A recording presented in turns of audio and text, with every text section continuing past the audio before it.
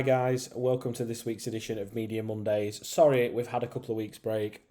I've had quite a lot on my plate and there's something super exciting coming in the pipeline in a few weeks' time. You'll all get to find out what that is soon enough. But I've been incredibly busy on that new project. So today we're just going to talk about the importance of shooting in RAW over a JPEG format.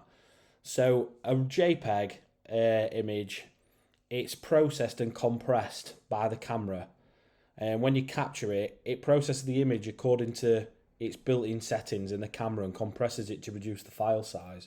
So when you come to edit it, you don't have a lot of flexibility editing. There isn't a huge amount of detail and dynamic range within the photo, whereas a RAW image, it's basically a digital negative.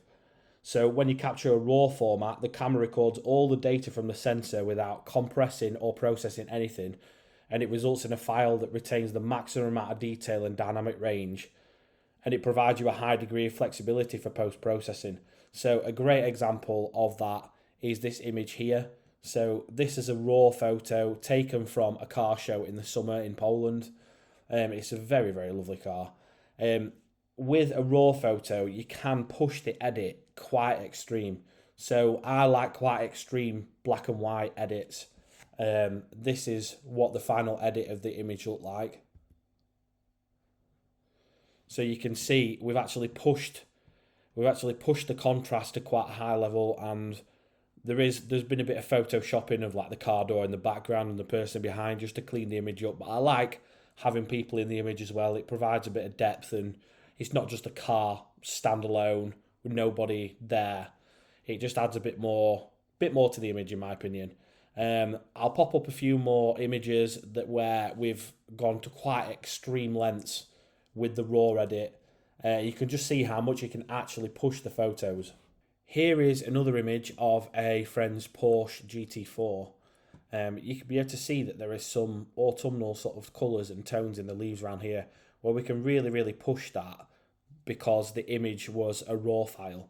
So we can really push the colours and the editing and the dynamic range of the photo, whereas you wouldn't be able to do this as extreme with a JPEG. So this is the before and that's the after.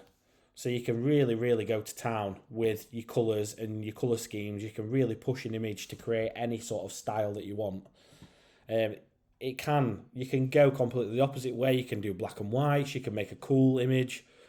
Just by having a RAW photo, you can push it and pull it in any way that you like. So what you'll see with this photo is, because it's a RAW file and it's retained a lot more of the colour spectrum that's available, when we actually come to edit it, we can actually push the colours to quite extreme lengths.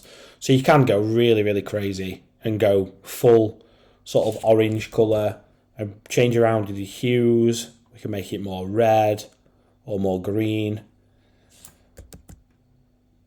We can actually make the oranges a lot more burnt colour or take a bit of saturation out of them, which I do actually like that edit there. So next time you get out, guys, make sure that your camera is set to take RAW files over JPEG. Chuck it into Lightroom or any other editing program that you use. Give it a try and you'll see a massive difference to your photos and your edits. Thanks very much. See you next week for next week's Media Monday.